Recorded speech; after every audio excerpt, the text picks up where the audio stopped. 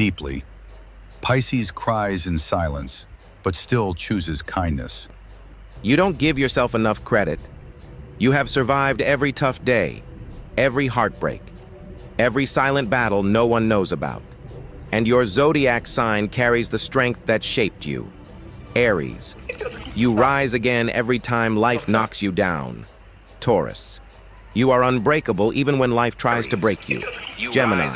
You adapt, survive, and recreate yourself stronger each time. Cancer. Your heart may hurt, but you adapt, survive, and recreate yourself stronger each time. Cancer. Your heart may hurt, but you adapt, survive, and recreate yourself stronger each time. Cancer. Your heart may hurt, but you adapt, survive.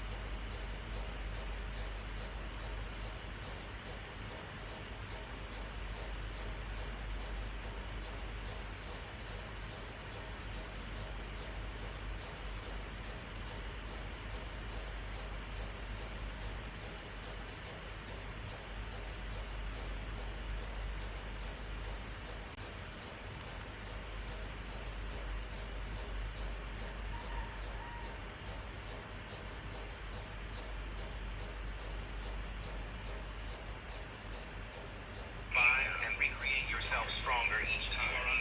Cancer. Your heart may hurt, but you adapt.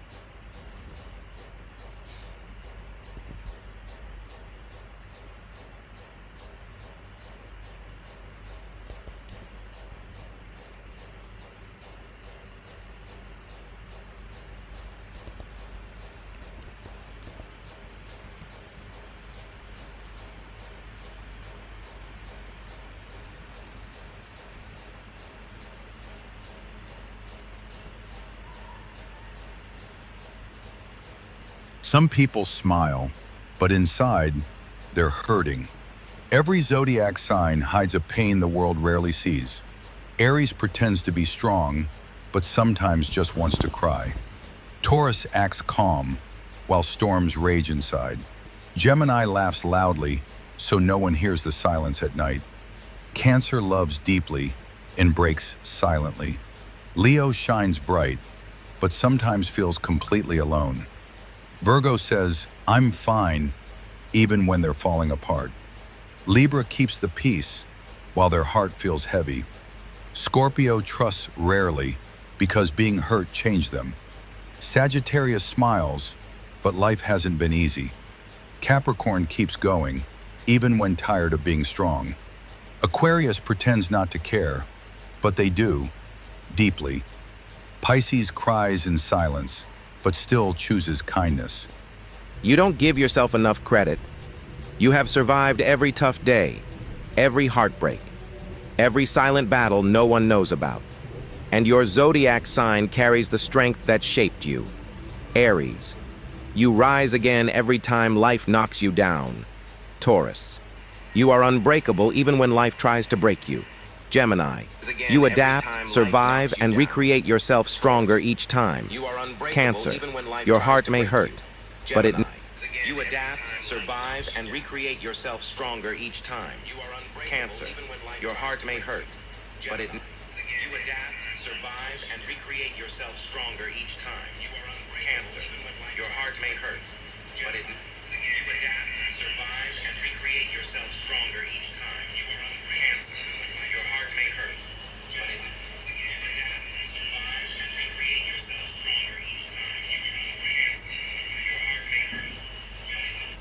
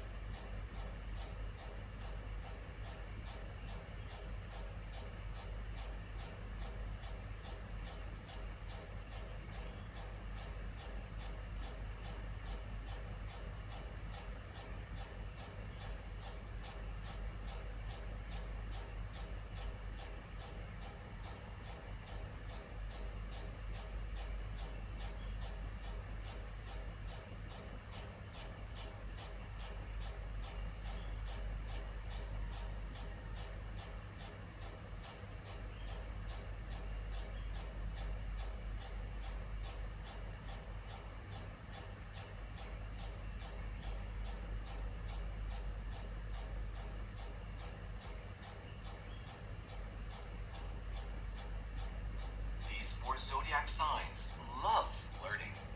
Each planet has its own way to influence us. If you're interested in the aspects of love, harmony, and romance, you should look for Venus. For some signs, the presence of this planet can make them super adaptable, charming, and flirtatious. Number 1. Leo. For Leos, it's all about getting attention, or even more, adoration. So in order to achieve this, they developed an amazing skill, flirting. Regardless of their target, this sign knows that when using this tool, they are in the center of the world. Ruled by the 5th house, they know that they're empowered by the things that give them pleasure. This flirt gives them light and energy, and when they're in action, they radiate just like their ruling planet, the sun. This is a friendly sign that can flirt its way in or out of any situation or crowd. With infectious confidence and unique charisma when flirting, they will use all their weapons, eye contact, compliments, and public displays of attention, so they're ready to put themselves out there. Number 2, Gemini. Gemini is an air sign, meaning it's a great communicator and a social person. They're open to others' emotions and energy. Using all of these skills can make them flirtatious. Being confident and having the right words at all times will attract attention from everyone. For them, it's important to understand the one they interact with, and they'll use flirting as a method to get closer to someone. So their flirtatious nature could be misunderstood at times and get some hearts broken. Most of the time, they aren't even aware of their charm.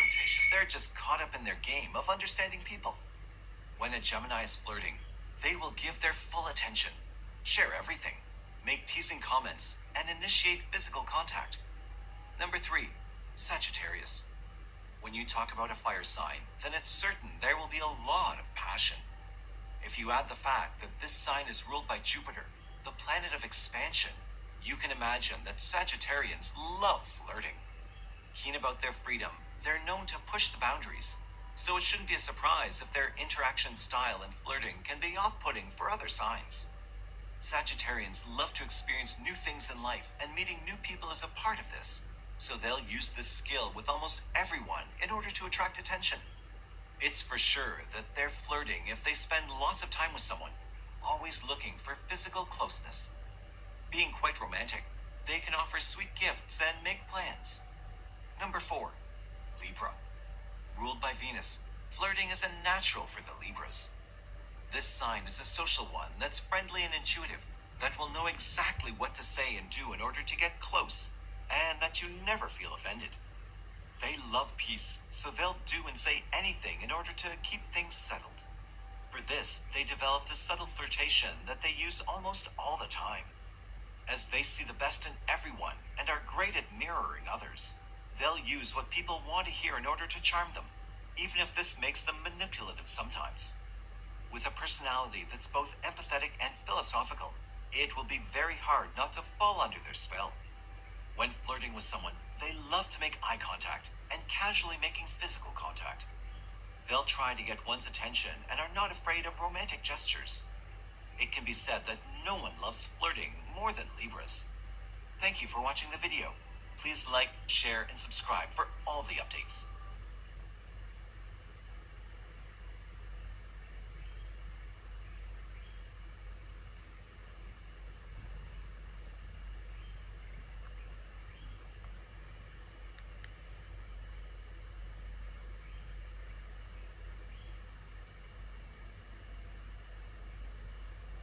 These 4 zodiac signs hate relationships. Although hating relationships seems to be a powerful statement, some people really struggle with commitment. These individuals highly value their freedom and don't want to compromise it for anything in the world. That's why traditional relationships resemble cages for them, who prefer to keep things casual and NSA. Watch on and find out if the person you're dating is one of the zodiac signs that hates relationships. Number 1, Aquarius. Aquarians are the most emotionally detached signs of the zodiac. These natives are independent, rebellious, and proudly go against the mainstream. The good thing about dating Aquarians is that they're not jealous or possessive. They don't want their partners complaining when they don't answer the phone or go out with their friends. For that reason, they make it clear from the start that they don't want a committed relationship. Aquarians can spend a lot of time by themselves without it being a Naomi, what are the most compatible zodiac signs? I don't believe in that. Why not? You cannot say that signs are either compatible or not compatible. That doesn't make any sense at all. To understand the zodiac, you need to know that nothing is based on one sign and one sign alone. Believing that the zodiac is based on one sign is why people don't believe in astrology and think it's like reading a fortune cookie. When I was asking that, I didn't even know what zodiac meant and what compatible meant. So first let's do that, and then we'll go into an intro about who you are and what you've been studying, researching, all of that. So first of all, just what is zodiac or a zodiac, the zodiac? I don't know. Cool. Okay, let's start from the beginning. So around the sky is something called the ecliptic. And the ecliptic is made out of a lot of different groupings of stars. 1 second, I'm just gonna get a notepad for notes. We're back. Okay. Awesome. The elliptic. The ecliptic, Ecliptic. like an eclipse. Got it. So basically I'm going to keep this very simple, with very simple terminology for people to understand. I'm going to keep it very basic, okay? So the sun travels around something called the ecliptic. And the ecliptic is a lot of different groupings of stars. A grouping of star creates something called a constellation, okay? A constellation, I'm going to repeat, is made out of a bunch of stars together, okay? Now, a bunch of stars together, that is called a constellation. And we have one, for example, that looks like a scorpion. When the sun travels next to the constellation of the scorpion, we are in Scorpio season. Then the sun is going to go on to travel into the constellation of Sagittarius. That is around December time. And when a baby is born during that time, the sun is going to be in Sagittarius, so he will be called a Sagittarius baby. But when we look at the sun and we're not looking at the moon and the other planets, we have a very limited view of what this person carries in their chart. Is that clear? Mostly, I'm still trying to work out in my brain. We're Earth, and then we have the sun, and all of the stars in the galaxy are rotating around the sun. Is that how it works? Well, the ecliptic doesn't move. So the sun and the Earth are what's moving relative to the ecliptic. Exactly, we move. Okay, so before we go further into that, why should we care? Why should we base anything off of where the stars are, where the sun is? That's a very interesting point. And a lot of people don't believe in astrology, right? A lot of people believe that we're here on Earth and it doesn't really matter what's going on in the sky. And those people will never look into their birth chart, and they will really miss out on a lot of very powerful information that could guide and change their life. And you're one of them. Yeah, up until now. I mean, we'll see what happens, but that's where I'm at right now. Yeah. And because of pop astrology and because of people going after their sun sign, which is the sign that the sun is in at the time of their birth, they miss out on the entirety of the messages that the stars carry for them. The stars actually carry an enormous amount of information on our life. Enormous.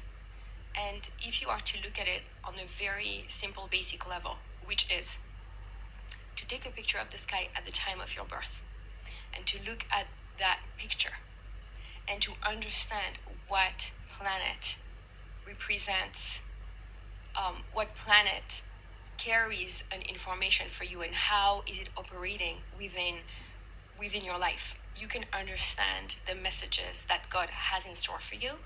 And I know that it's very hard to believe that it could actually be so easy, but it is, and it's really why I think it's fundamental that people reclaim the knowledge of astrology and make it a part of their daily life, which is what it used to be in the past.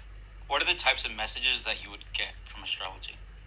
For example, I could tell you that because your moon is in Aries in the first house, you are somebody who could feel first before making a decision. What else? I could also tell you what to watch out for, because I can see your patterns in love, in finance, in work, and I could tell you that here are the good aspects of this placement, and here why you would be an amazing partner, and here are the shadow aspect and the darker aspects that you would have to integrate before you can move on and be the best partner you can be. I could also tell you what kind of work you should be involved in and why. And I could tell you if it would be easy or harder, and what planets or what influence would work with you or against you. And I could tell you what kind of person would make the most practical lover, partner in business, friend, group of friends. I could tell you what the trajectory of your destiny here on earth is. I could tell you the essence of your tikkun. I could tell you how to connect to God. And I could also see potentially the influence of your parents and your siblings in your chart. And that's, again, extremely basic information that I could find out in 15 minutes. So you read charts, right? And you've read a lot of people's charts. What effect have you seen this have on their lives? Have you seen people that have come into a reading and you tell them you should be going into or go out with this type of person, here's what you should be working on, and then they come back and they say, this worked out just like you said? Every day. What's an example of that? And the main question I'm trying to ask is there any proof that this works? Because those are massive promises to be making. And if there is proof that's compelling, that would be amazing to be able to know that. Absolutely. It is very compelling, and there are a lot of proofs. That's why astrology works. That's why people believe in it. And the people who don't, unfortunately, are really missing out. But I don't think anyone does not believe in real astrology. Sometimes people push back on pop astrology or, again, the sun sign. For example, saying which sun sign is compatible with each sun sign is looking at such a thin layer that people don't feel seen, don't feel recognized, and then they just throw the baby out with the bathwater, which is a mistake. So in which way do I see that this is showing up, for example, in a reading, is someone on the verge of divorce, for example, really not understanding who they are in, let's say, after a 20-year marriage, they are ready to pull the plug, and they want a final confirmation that the marriage is not meant to last. Looking at that person's trajectory and what planet is communicating at this very moment, as well as looking at the chart of their partner and seeing for them the conversation that the planets are making with that person that day or that year, you can see, okay, your guys are going through a rough patch, but this is meant to last. Or indeed, this relationship is doomed to fail because you guys are immensely incompatible. And people have come to you, they were pre-divorce, let's call it, and then they made a decision based on it, and either they stayed together and it worked out, or they split up and they were so happy. How do you know that's not just a self-fulfilling prophecy? Because that seems like the type of thing where if someone believes that they're destined to have the perfect rest of their life if they stay married to this person, and then their partner believes that too, now they're going to work harder to do it, and they're just going to do everything it takes because they think that's their destiny. So how do you know it wasn't just some psychological effect that the reading had? So there is definitely a lot of potential psychological influence when you read a chart. So you have to make sure that you get your chart read with someone that has integrity, because otherwise, of course, you could run into people who have their own ideas of what should happen, and then they'll convince you of that. So you do have to be careful. But this is one example. When we talk about someone, for example, lost at work, and because of their societal programming or familial influence, or because of their own personal pressures that they put on themselves, they're in a career for 10, 15, 20 years, and they have a reading, and they are shown what kind of person they're actually meant to be. They may not feel like, oh, thanks for letting me know, I had no clue. They may feel like, thank God for confirming what I knew all along. And this is what astrology does. It's really going to reveal a truth that you already have. So the thing with reading a chart, in and of itself, every second a lot of people are born, which means that a lot of people have the exact same chart. And these people are not going to have the same lives. They're not going to have the same destiny. They're not going to have the same anything, right? So the chart in and of itself is not just a recipe to tell you the future or to tell you how things are meant to be, but the chart and the person together create a path of truth. So the person has to be willing and open to hear, but more importantly, to let their guard down and to be willing to hear a message of their own that they may have forgotten a very long time ago. Like in childhood, for example. So this is about reminding people of their own truth. It's not about telling people, follow these steps, they're written in the stars. You have no free will, you have no agency. It's written in the chart, it was always written in the chart. You don't matter. It's really not about that. Like every day what I witness, instead of saying I witness people who are willing to make drastic decisions based on the reading, I witness people that are willing to remember themselves. How did you find this? Was there any time in your life, because it seemed, I saw your Instagram, and you have a separate account where you have spiritual paintings, and there are all these letters, and there's some art that you see that you're just like, that's real. That person actually means it. That's not something I would ever make. It's something just so obviously deeply spiritual. And I'm wondering if you were always that way, or if there was one moment where everything changed and now you're super spiritual. How do you get into any of this? So I was born that way. More importantly, I studied Kabbalah in high school, in college, and in grad school. So it was always what I was very much into, and this is what I wanted my life to be all about, mysticism. And when it came time for me to find a job and to earn money, I decided to become an artist, because I am a mystic and an artist. That's who I am. So I make a living through my art. Now, what ended up happening through life was that people would come to me, just regular life stuff, friends, family, anybody. And I could not guide them to the books of mysticism, because the books of Jewish mysticism reveal a lot of truths about the world, about life, about the journey of the soul here on earth. Like a lot of the big questions that people have, especially when they come to to a crossroads in life. Are they going to take that job or this job? Are they going to move to this country or that country? What are they about? Are they willing to quit this 20-year-old job because they're sick of making all this money, they want meaning in their life? Whatever the thing was, I ended up having to guide people towards mysticism, because that's where the secrets are revealed. Now, what's in Jewish mysticism that people may not know is there is a lot of astrology in Jewish mysticism, only because the way that the world is explained when we're talking about the soul coming into the body, we're also talking about the constellation that rules the sky at the time of the person's birth. So it goes like this. The soul decides to come down here on earth to fulfill a tikkun, and it's going to come at a specific time, and that time is going to be guided by the constellation that rules the month.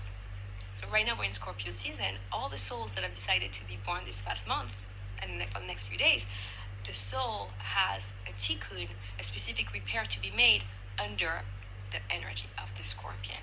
So I would just simply tell people, you have to look at these books. This is where you're going to get a lot of answers.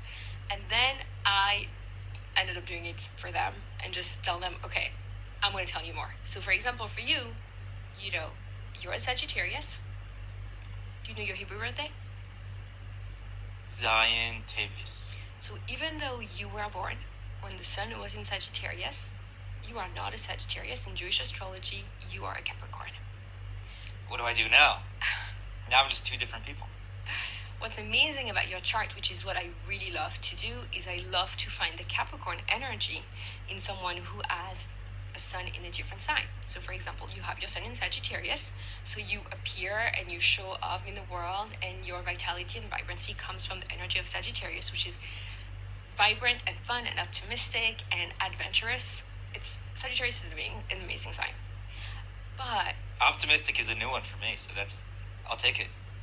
I mean, you do have Pluto on your sun. Pluto is the planet of destruction and transformation on your sun, so it tones it down.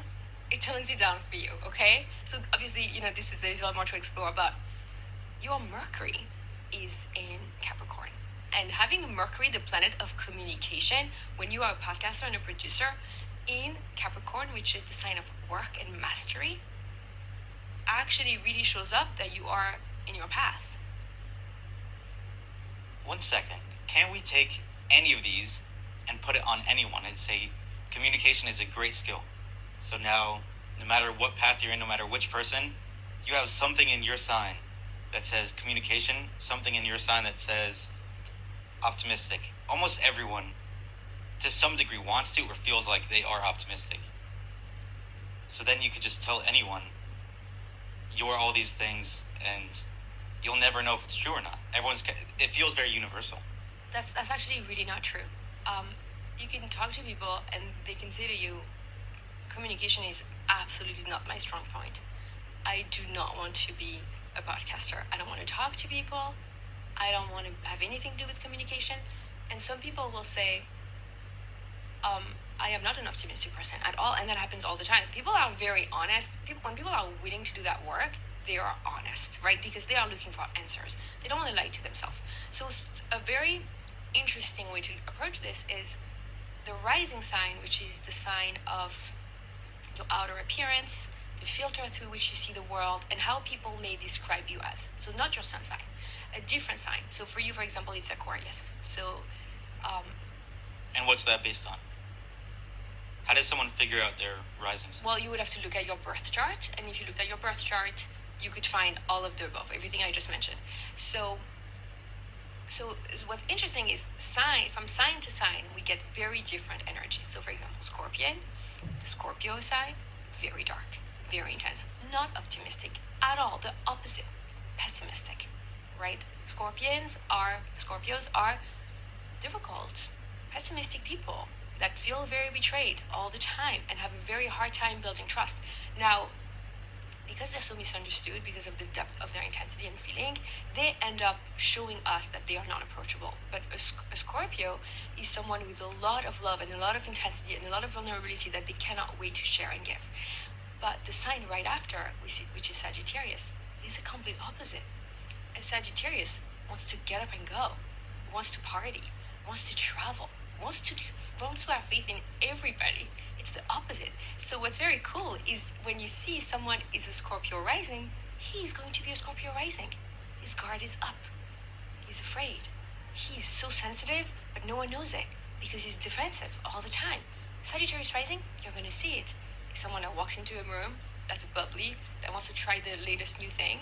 So you can see very quickly, and it's very interesting because I want to have readings with someone who's, let's say, a Cancer rising.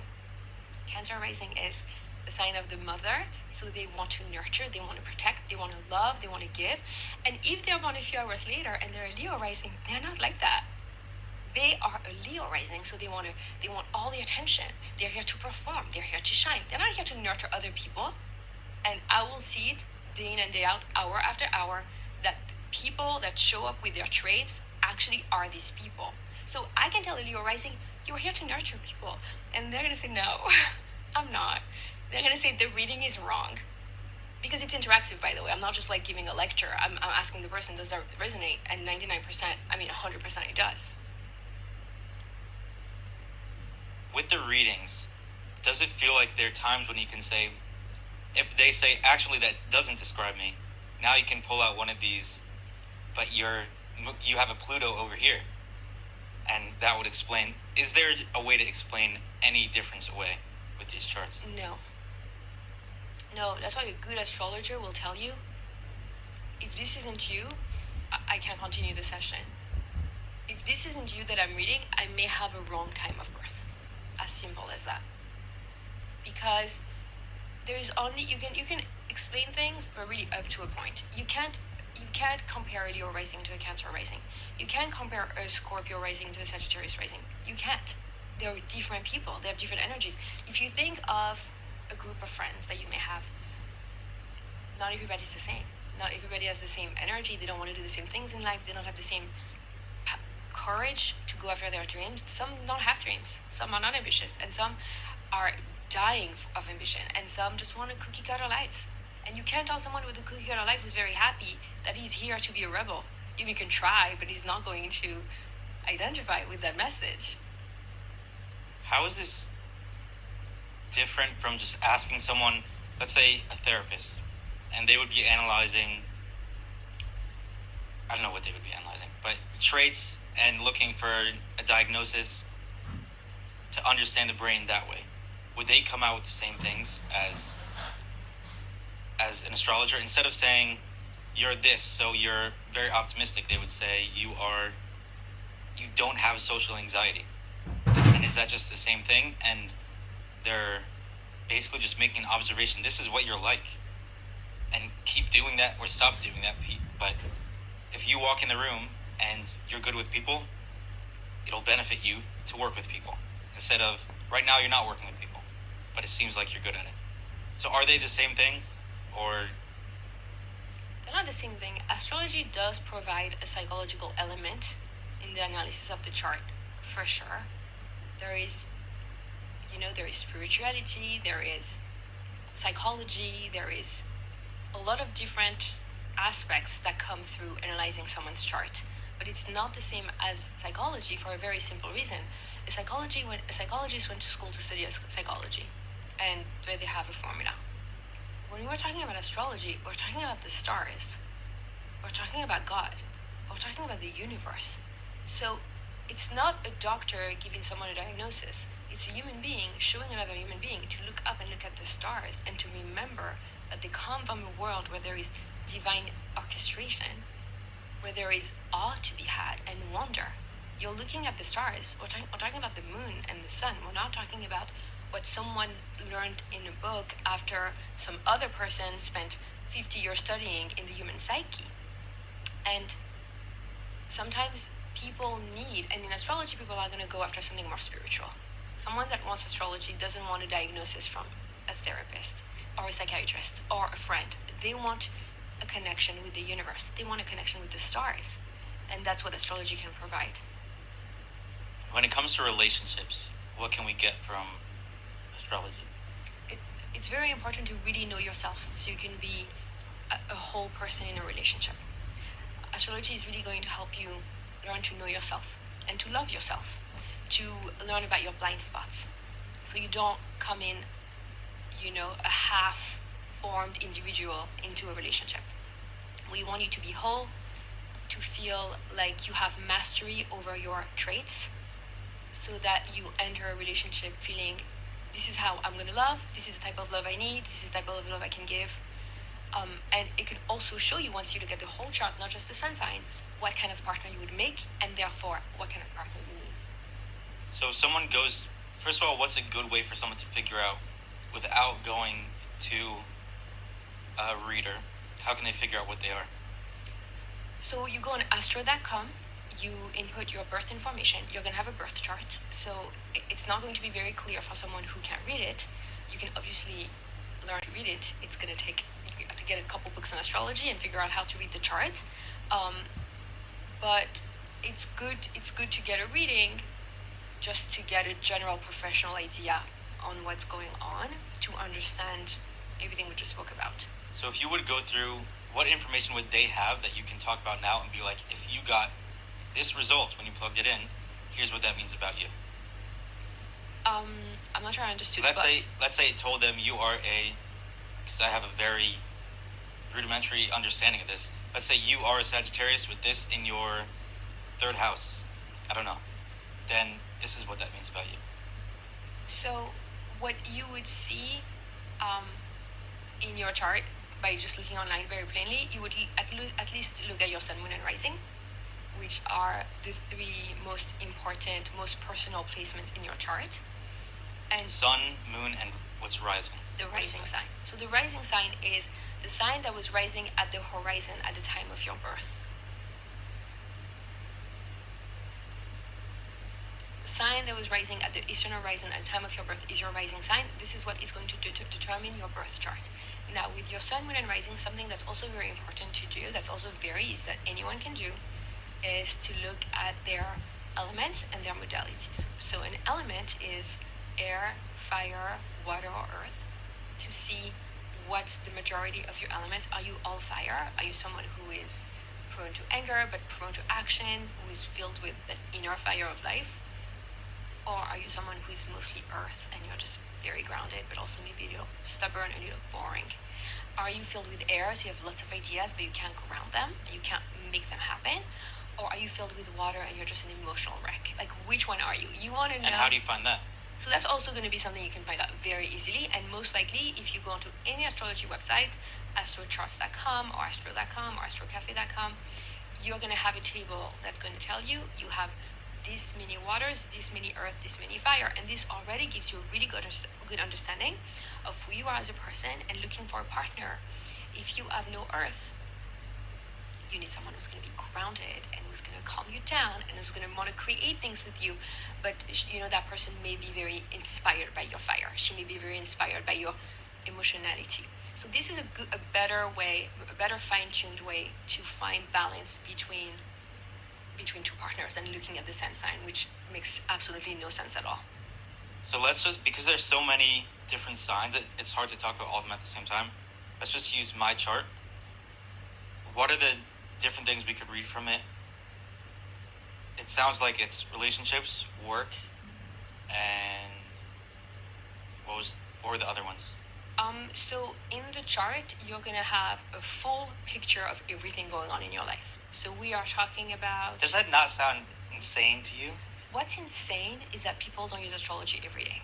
Honestly, it's sickening. The fact that people don't wake up in the morning looking up when God put the planets to guide us and we just ignore them like morons, I think that's really stupid.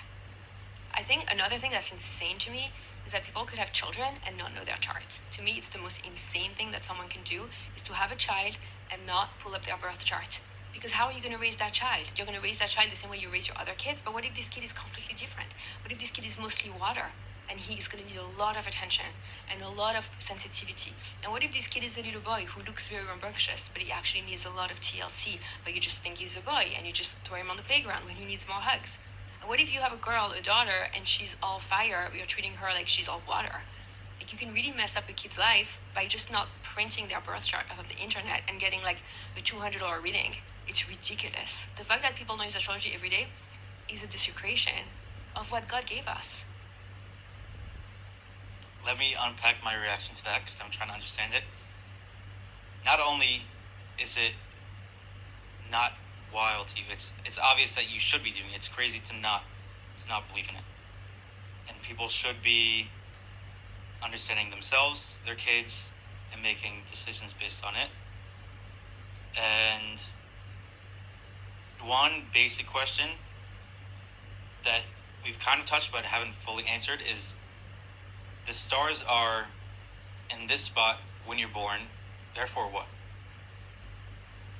Meaning, how do we, now that they were in those spots, those generals were in those spots, how is that affecting our lives?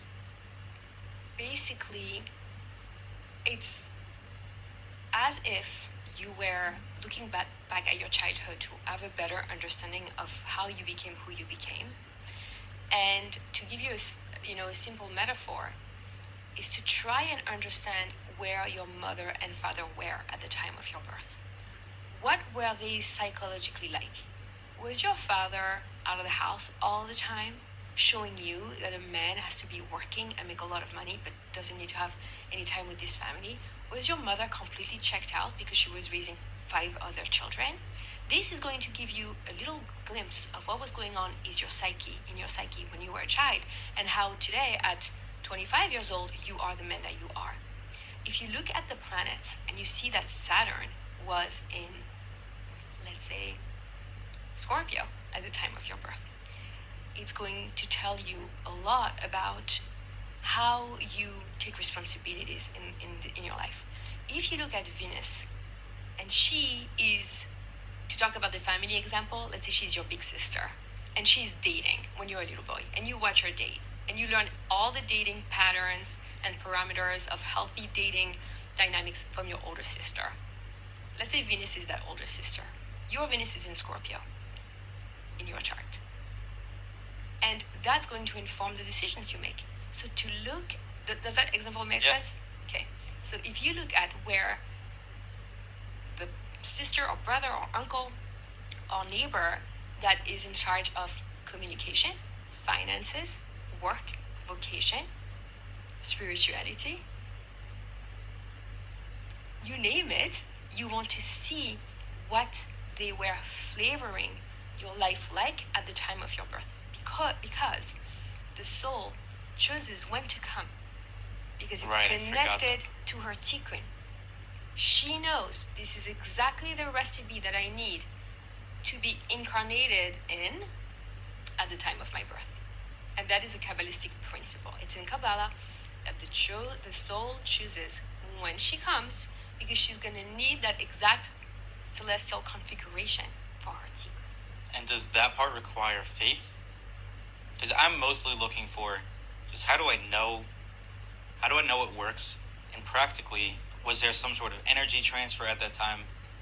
And it would also extend to, in this part of the world, it had this like chakra field, and that energy was around there, so that would affect what's happening.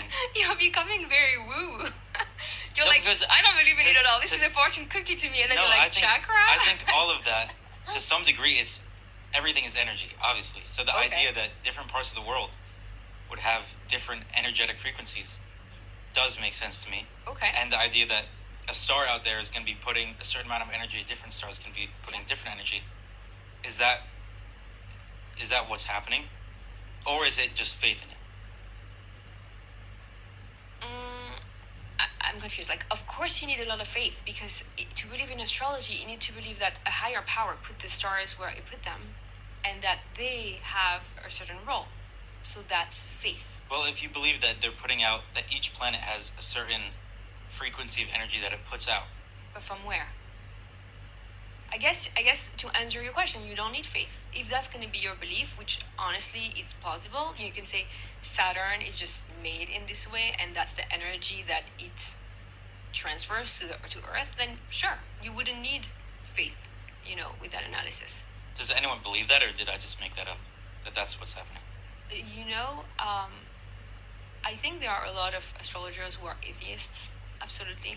It's not where I belong or what I believe, and most of the astrologers that I work with or that I learn from definitely believe in God or the universe or source or spirit, a higher power that is very wise and intelligent and cares about us, and put this whole system into place.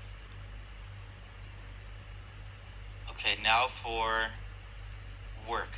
What do you see in my chart? So your work is actually very interesting because your work is connected to your identity. Meaning you are going to shine in life when you are aligned with what you do for work. What you do for work is very important to how you identify yourself in the world, how people need to see you. It's important to you that people see you as someone who does a certain type of work. Your work is connected to your sense of self and sense of identity. So that's very powerful. It really shows that you are going to shine at work. You are somebody that could never do work because it's a job. Never. You could not. First of all, because there is something about you that is looking for the truth. There is something about you that wants to go deeper. And that's that very strong Plutonian energy that's connected to your sun. But because your sun is in the 10th house, which is the house of the public facing sphere, your sun is in the house of career. Your sun is in the house of vocation. So your work is connected to you. And it's not like that for everybody. For some people, their work is their 9 to 5 and it's in their 6th house. And that's just what they do to make a living, and they are somebody else. They are somebody with maybe lots of hobbies or a great relationship or a family, and that's them. And for some people, who they are is connected to nothing. It's just connected to them. It's just connected to an energy.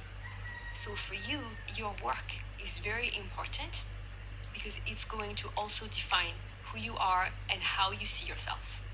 How do the houses work? So to not get too much into details because it could get very complicated, the sky is going to be split into 12 compartments, 12 domains, and each domain relates to another energy in life. Each one is one constellation, or that's something else? That's something else. So there are 12 parts of the sky, the different planets. There's the sun, and then constellations also. Yeah. So the way that you read a chart is, it's a circle that looks like a circular sky.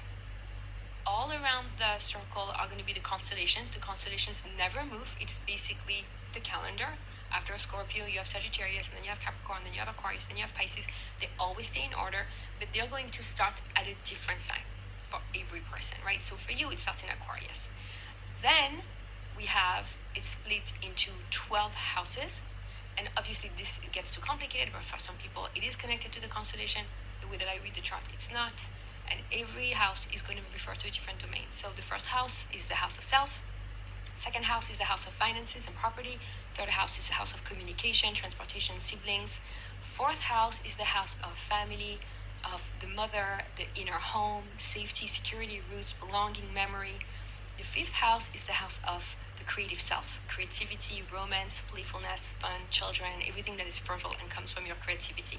The sixth house is the house of service. How do you want to serve humanity? How do you want to show up in the world?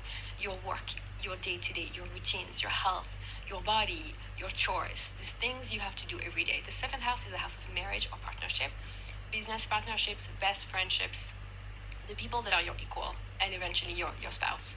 The eighth house is the house of transformation, of depth, of intensity, of everything that's beneath the surface. So with the seventh house, you are a whole person, you got married, and now let's go deeper, right? The eighth house is also the house of intimacy and merging with somebody else. It's the house of Scorpio. The ninth house, we have the house of exploration, of adventures, of studying, of higher belief system, of schooling, higher education, foreign travel, adventurous. 10th house is the house of mastery, work, profession, vocation, public facing sphere. The 11th house is the house of disruption, of communities, of friendships, of how to redeem the collective with new, progressive, fun, sometimes technological ideas. And the 12th house is the house of the end. It's the house of spirituality, the house of Pisces, the house of merging with the divine, the house of the end, which is what we were saying, that Pisces is the worst sign, because Pisces is very connected to the end. Pisces carries the weight of the world on their shoulders. They have been here before. There is an energy of understanding deeper than most, of knowing the truth and having to live in a world of lies, which is intolerable for Pisces because they are so soft and so sensitive. They have no protection. A fish has no protection. A crab, the sign of Cancer, has a shell. The Scorpio, the other water sign, has its powerful venom, but a fish is completely defenseless. That's why Pisces is a very sensitive, soft, beautiful, but really hard sign to incarnate into. On the note of the worst sign, what are the red flags you saw in my chart? If that's a thing, if red flags exist in charts. And then in general, red flags for other signs that people should look for. So the red flags for someone who has a moon in Aries in the first house like you: impulsivity, aggressivity, immaturity, emotional immaturity, loud emotional needs that nobody else will understand but you, which you feel entitled to receive. Does that check out? With the moon in Aries in the first house, first of all, it's a double whammy because you identify with your emotions. So for example, you have a strong, powerful, loud, crazy emotion. You are going to say, I believe this is me, it's true. You're not going to have any distance with it. It's very close to you. Then it's in Aries, the sign of the self, I am. The Aries is the baby of the Zodiac, so it's very immature. The moon in Aries is like, I need this right now. It's like a baby that cries for food, that wants the food right here and now. If it doesn't get it, it's going to throw a tantrum. And that's how you operate emotionally. Now, to add another layer of toxicity to this placement, while we're at it, Aries, which your moon is in, so your moon is in Aries, your moon is your emotionality, is in Aries, the sign that is cardinal fire. So it initiates, it starts, it has ambition and ideas, and it's fiery. Is ruled by the planet Mars. In your chart, the planet Mars is in Scorpio. That makes you a little bit of a Scorpio. Very intense. so that you really have to read in underneath. It doesn't feel very accurate, because I think most people would describe me as like, I'm usually the quietest person in the room, and super non-confrontational. So if that's the read that I have on your chart and it's really not you, first of all, we do have to tell the audience that we don't have your exact birth time. So this was an approximate. This is 11 a.m. That's what your mother remembers. But again, What if she said 9 to 11 a.m.? okay, so that already makes a really big difference because, I would be happy to check with a different time. But when you don't have a real time, you're not reading the person's chart, number one. So, typically, I don't do a reading unless I have the time. I don't take people's Exact money. time. I don't take people's money or time. I don't waste my time doing a false reading. So if you don't have the exact minute, I'm going to tell you this is not accurate. We're going to get some ideas of your chart, right? But we're not going to get the truth. That's number one. Number two, you're very young. You haven't fully finished growing up. There's going to come a time where a new reality is going to set in for you. 28 years old is the first time Saturn, the planet of structure and time and responsibilities, meets you and says to you, what's up? What have you been up to? This is a wake-up call before adulthood. Now you are still navigating this world with a lot of parameters that are not your own. And there is something that we see in the chart is you grow into who you're becoming. So for example, I'm reading the chart right now with somebody that I work with that is also an Aquarius rising like you. And she does not show up as an Aquarius rising at all. But she also lives at home still. And she is... And what does an Aquarius rising mean?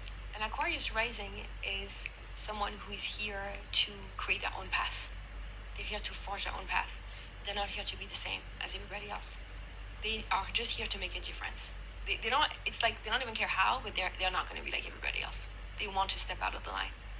So an Aquarius rising is someone that's going to have new ideas about the world and that wants to put them into action. The goal of an Aquarius rising is to liberate the world with their ideas. They want to free people. And I'm an Aquarius rising too, and that's what I want to do when I show people astrology. I'm like, guys, wake up. This is crazy that we don't all live by that because this is divine wisdom. But back to what I was saying, this person I'm reading her chart, she is not that. And I know that it's because she's living at home and she's still operating from her childhood framework. I know. And there's going to come a time where she's going to land into her own body and all of these placements are going to feel very different. So what I would suggest is once we have the real time of your birth, to see how is this true and how it is not true. Maybe it's not true with friends. Maybe it's not true because you feel like you have the pressure to show up as somebody else that you are. But maybe you are that with yourself. Maybe there is a lot of self-criticism. Maybe there's a lot of self-impatience. Maybe it's somewhere. So I would say with your Pluto-Sun conjunction, there is a lot of difficult inner tension, that's for sure. And I don't need the time of your birth to see that because Pluto moves very slowly. So even if you were born 2 hours before, 2 hours after, that was still accurate. The moon moves faster than the sun. So again, there are certain, for example, I know that you are a Venus-Mars Scorpio. I know that you have a Venus-Mars conjunction in Scorpio. That's not going to change even if you are born 2 hours before. What's really cool about the Venus-Mars in Scorpio though is this, they kind of cancel each other out, but they also add a lot of power to each other. And that's beautiful polarity between the feminine and the masculine. So that's a very, very powerful placement for you to have. And your North Node in Gemini, which is... What's a node? That's a new one. Yeah. The node, I'm not going to get into the details because that's another astrological concept that could take a little longer to explain. But the node essentially is the sign on which the moon's axis stands for 18 months. It's an axis that we work out of for. Are these all from directly in Kabbalah? And it says, look at the moon's axis for 18 months. It's not. Like, how do we get there? So there are a lot of tractates on astrology.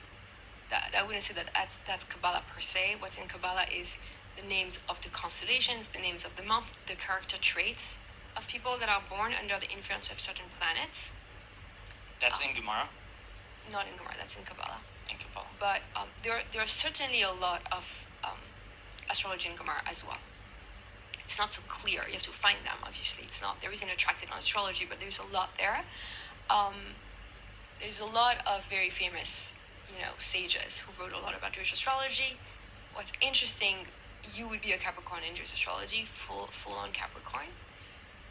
So the Mazal, which is the month that you are born in the Jewish calendar, that carries your Jewish astrology sign, your Mazal. So Tevet is Mazal Gdi.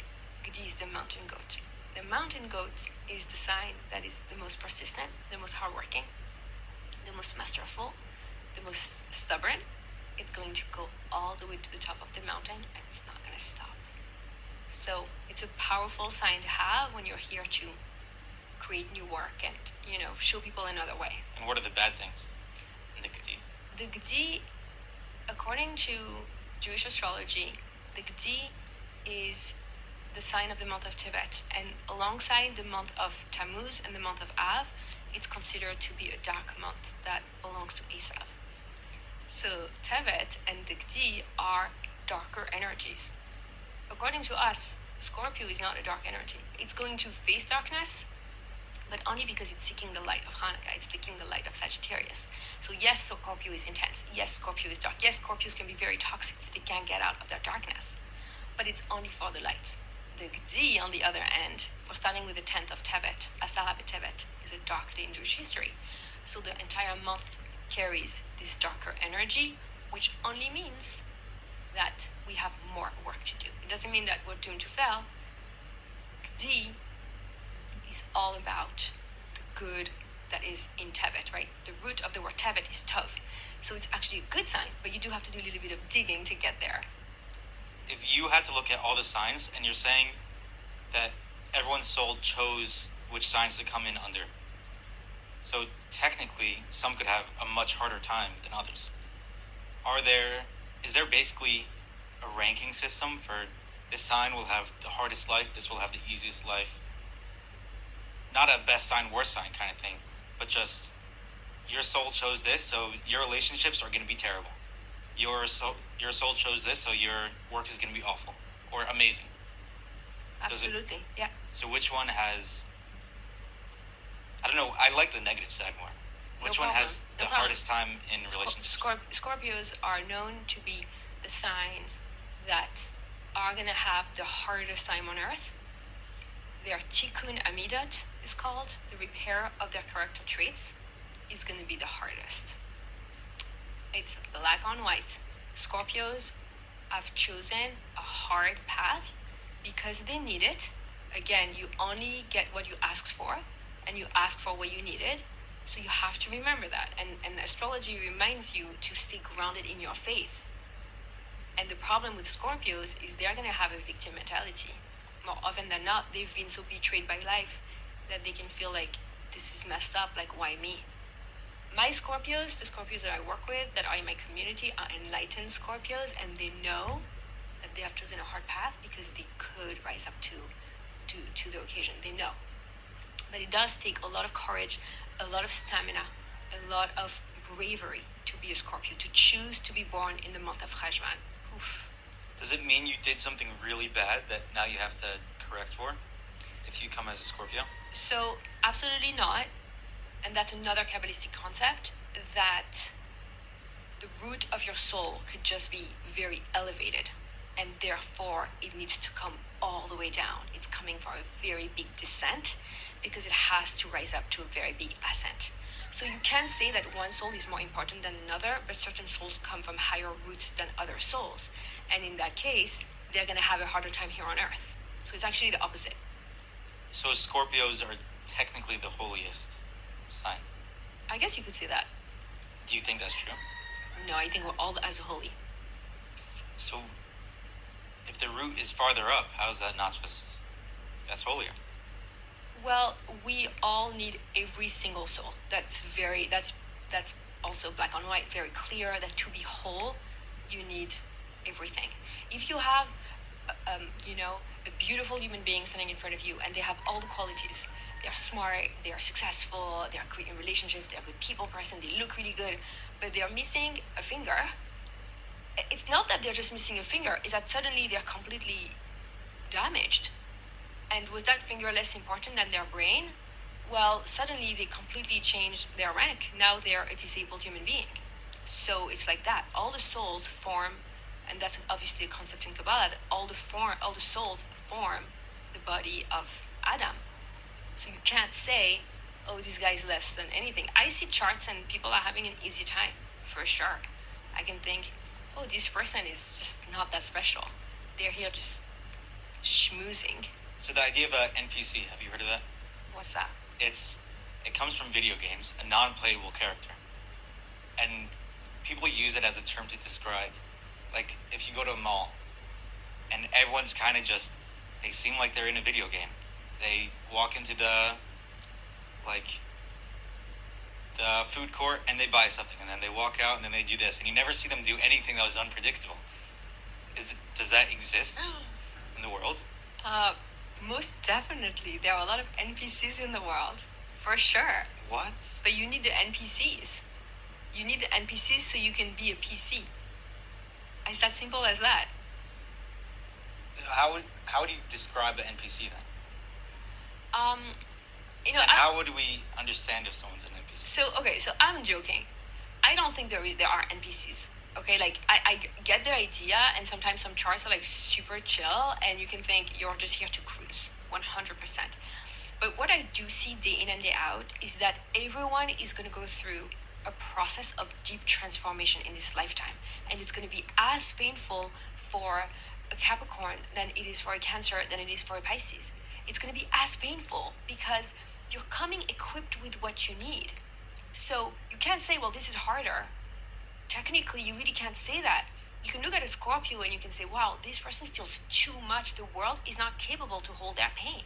It's just not. These people are going to go crazy. And you see people going crazy every day because they hear voices, and you can see it in their chart that, they can hear voices. You can see it.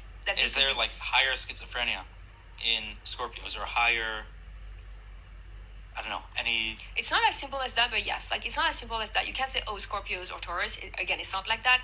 I would say that it's more the aspects, the conversations that planets are making with each other. So I'm not going to describe you a schizophrenia theme, but if Saturn is retrograde in Scorpio, making a square with Pluto in Aquarius, completely random, not real example. I'm not going to use a real example. I do work with people that have schizophrenia though. You can say, okay, them fighting like this is going to create in the third house, which is the house of communication, or in the 12th house, which is the house of the spirit, things are going to happen, like, for sure. Now, why are there no NPCs? Everyone is here with a sacred mission. And that's also what astrology reminds you. You can think of your friends as NPCs or like some randos that they don't really matter. But if you see their chart, you can see the pain that people carry, the need they have to transform, the need they have to rise to the occasion of their soul having incarnate in this world. Everyone is on the same journey. That's what's so beautiful. You can see completely opposite charts. Hard charts with a lot of hard aspects. All the planets are fighting. Everyone's arguing. Venus, the planet of love, is arguing with the planet of communication. And like, what does the person do? It's inside of their head. Pluto, the planet of destruction, is on someone's sun. They are always self-destructing. They're not a Scorpio. They don't have to be a Scorpio. They could be Taurus, a happy sign. But if you have, Pluto on your sun, there's suffering. So to look at the charts, you understand, we all go through it. It's humbling, and it gives you so much compassion for people. Do you think there's even a faint possibility that in like 20 years, you wake up one day, and not suddenly, but there's a day you wake up, and you're just like, I don't care about any of that. I don't think any of these signs make any sense. I don't think it's true. I was crazy. Me? Yeah. Let's even 20 years from now, the world has drastically changed. The aliens have finally arrived, and the sky looks very different, and we're on another planet. Yeah, maybe it's not going to matter to me if we're on a different planet, because we're not going to have the same sky. So then we're going to have to go based on the Mars stuff. But the thing, just to be clear, like, I'm not that interested in astrology. Astrology is a very important tool. But me personally, I'm happy to help people, but that's where it ends. But you know a lot about it. Yeah. And seem to care deeply about it. Yeah, but I also care deeply about everything else that's going on in the world in terms of God and in terms of mysticism and in terms of nature. You know what I mean? And so it's not number one. No, astrology is not number one at all. What's number one? God, our relationship with God, our relationship with the divine, our connection to our soul. That's what's important. What do you when you say God? What do you mean? I mean Hashem. Okay, what does that mean? I mean the creator of all things, or the creatrix of all things. She's the same, one and the same. And Is that just the feminine version of creator? the Shekhinah, the divine feminine presence, and Hashem, which people refer. Oh, it's not the same thing.